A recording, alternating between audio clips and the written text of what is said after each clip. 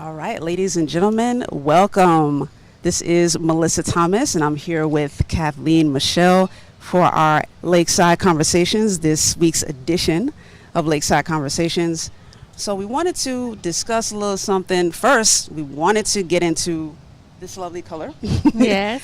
Kathleen is repping the pink for the Breast Cancer Awareness Month, so we did want to touch on that very briefly. Obviously, October is Breast Cancer Awareness Month. So if you or someone you know has experienced breast cancer, we wanted to make sure to pay our respects, shout outs to you, much respect to you, or if it's someone in your family or a friend that has experienced it, much respect. And if it's someone that you love that has unfortunately passed away due to breast cancer, we pay our respects as well. Yes. Absolutely. And even, the governor's wife was recently diagnosed with breast cancer. So I think that raised a lot of eyebrows because she's really young and has 3 beautiful kids. And so I can imagine that, how scary that would be for someone who's raising a family with small children. Yes. And we know statistically that there's 1 in 8 women who will develop invasive breast cancer throughout her lifetime. So that's a pretty high number. Yeah, and you were saying it's 13%, I believe? That's right, 13%. So they have other statistics, about how many they predict will pass away from it. But I know that research has really helped with procedures and women finding out early if they have breast cancer. And so it's important for people to really be aware of their body, So. Absolutely. And I mean, being aware, that does go a long way, because there are some who do the self-examination and they find the lumps early and can go ahead and consult with their medical professional. So right, definitely do that. Even if you're outside the age range, go ahead and do that anyway. Usually the conversation with breast cancer begins in the 40s. If you're younger than that, start anyway. You know what I mean? It's always better to catch it early. Right, right. Absolutely. So that's why I'm wearing pink, and Yes. There's a lot of people wearing pink this month. So just to raise awareness and help women who may have struggled with it, like you said, or have lost a loved one due to breast cancer. So Yeah, and I mean, for me personally, I was fortunate not to lose this family member, but I did have a family member who was diagnosed with it, and I mean, reached the point of stage 4, had to get the surgery and the chemo and everything. Wow. Fortunately, she is okay. She Thank God. recovered from it. She's in remission. Oh, but good. yeah, it's no joke. So if Wow. like any form of cancer is no joke. But Right. breast cancer, especially for a woman, for lack of a better term, is inconvenient. Right. I will definitely say that. Yes. No. That's putting it mildly. So Right, yeah, right. always pay attention to your body. Pay attention to the signals that your body's telling you. And by the way, men, if you're watching this, do not feel excluded. Men experience breast cancer as well. It's not as openly discussed, but it is still a health issue. So definitely do all the research that is necessary to make sure that you are as healthy as possible. And do your annual checkups as well. It's really important. A lot of people let that go, but it's important to stick with your doctor and get checked up every year. Absolutely. Yes, and we've been speaking about different subjects that are going on, laws that are happening, bills that are passing, and one that's really a hot topic and one that's kind of interesting to discuss that has really been buzzing around is one that you were discussing earlier. And tell me what that law is that's going into place in California and may reach Florida. Yeah, I really think it probably will reach Florida given what it is. So we were just talking about breasts, right? So this is going to take a hard left turn. We're talking about another body part. So you guys likely last week heard about the state of California outlawing the art of stealthing, or the crime technically of stealthing. If you haven't heard what it is, it's basically the non-consensual removal of a condom by a male partner during sex, like them not telling their partner that they're removing it. Wow. And the consequences of something like this is obvious, right? If the person is carrying an STD and the partner is not aware of that, the partner is now exposed. Right. So, and by the way, this is not a new thing. We're just now hearing a lot more about it because of California bringing it into law, and it's the first state to do that. But this is something that goes back multiple years. Assembly member Christina Garcia was the one that sponsored the law in California, and it went through the California state legislature with no opposition whatsoever. Wow. So it reached Governor Newsom's desk, got signed into law, no problem. Okay. But this goes as far back as 2018. You know what I Okay. mean? So my question to you would be then, and I don't know, is what are the ramifications of someone who does stealth? Say, you know, isn't it kind of hard to prove To monitor, in yeah. a way? Yeah. Like, That's a valid question. And I mean, how do you make sure that a person does not do that? And I mean, what they're saying now is that it's a civil offense if reported. So Okay. that's number one as well. Like, and that's always the tricky thing with sexual crimes. Like, right. if it's reported, there's a lot of shame that's associated with that as well. So there's some that experience it and don't say anything about it.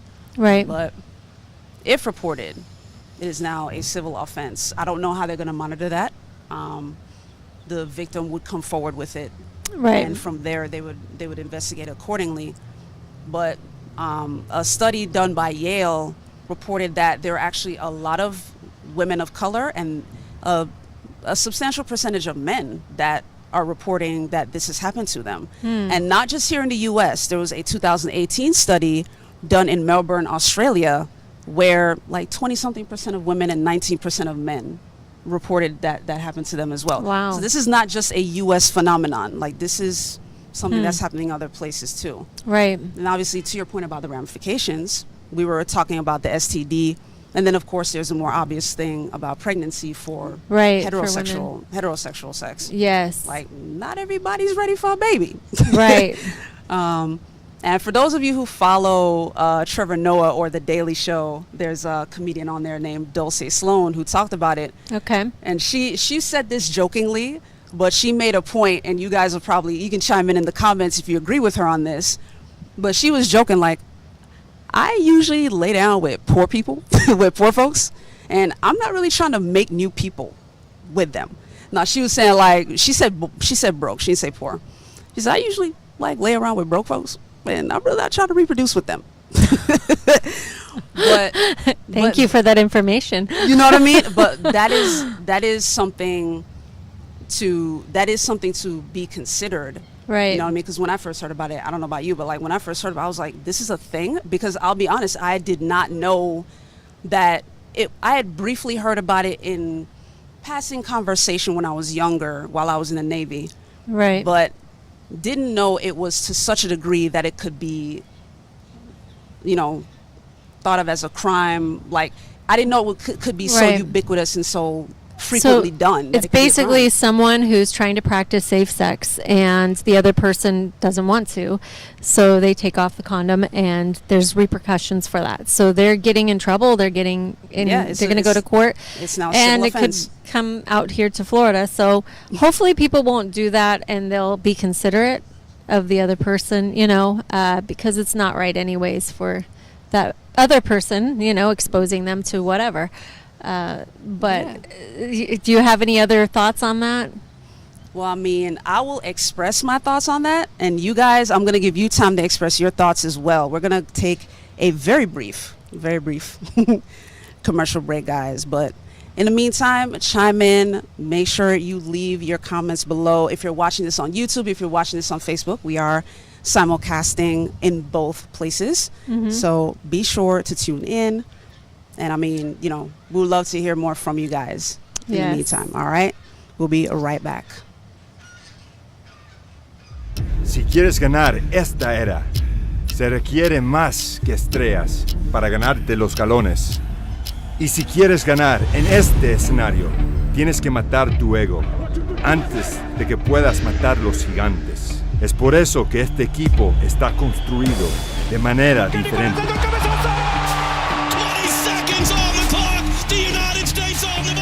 Otros equipos ven un campo, nosotros vemos un polígono de pruebas, un lugar para demostrarle al mundo que hay un mundo de diferencia entre lo que ellos piensan que podemos hacer y lo que nosotros sabemos que podemos. Estados Unidos es campeón de la Copa Oro. Una nación bajo el radar, hartos de esperar y dispuestos a trabajar. Buries it in the upper 90. Pero si realmente quieres hacer ruido y sorprender al mundo, requiere más que solo madrugadas largas. Requiere una memoria corta y una resiliencia tosca. Porque los campeones no son definidos por lo que les pasó hace 4 años, 4 partidos o 4 minutos. Se miden por cómo responden. This one back post McKinney. It's an instant response. Con el balón a sus pies y una espinita clavada. Ojos fijos en el premio, no en el pasado. Listos para jugar, listos para ser un estorbo. Físicamente implacable, mentalmente inexorable. 11 jugadores diferentes, con 11 pasados diferentes, jugando en el presente, apuntando solamente en una dirección.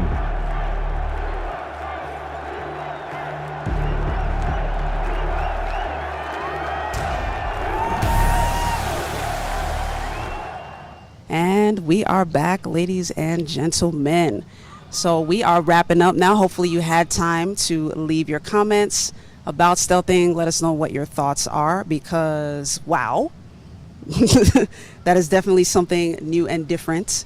Something that a lot of us didn't really know about, but we didn't want to transition over to some of the other topics that we are covering. So Kathleen, kind of tell them. Yes, we are still celebrating the Hispanic Heritage Month, and coming up is the Venezuela Music Fest, and so that's one big event where a lot of people will be going. It's at the fairgrounds. Look it up, Google it. It's going to be amazing. There's been a lot of events happening over this past month. I know that we covered the Puerto Rican festival, the parade. That was a lot of fun. Yeah. So if you have those roots in you, support your heritage through this month. And we'll also be heading somewhere tonight where we're going to celebrate the culture and talk more about what the Hispanic Heritage Month is all about. Yeah, so we are going to head out, guys, but we'll be covering the Orange County Hispanic Heritage Month celebration here shortly. So stay tuned here on our Florida National News Facebook and YouTube channels. You'll be able to see our live stream of that event going on this evening. In the meantime, this is Kathleen Michelle. I'm Mellissa Thomas with Florida National News. Take care. Have a great night. Good night.